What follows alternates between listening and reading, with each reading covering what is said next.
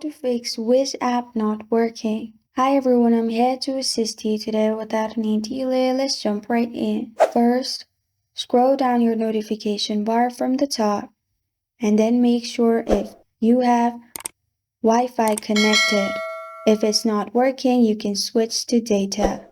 After you've done that, open Settings.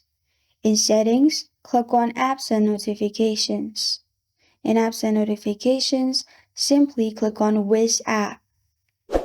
After that, you'll find this kind of screen pop up. In here, click on Storage and Cache. After you've clicked on Storage and Cache, simply click on Clear Cache in here. After you've cleared the cache, another thing what you can do is simply go back from the Setting app and then open Google Play Store. After you open Google Play Store, simply search Wizz app, and then if there is any update available, make sure you update your app. Sometimes not updating your app may cause some issue. This is how to fix Wizz app not working.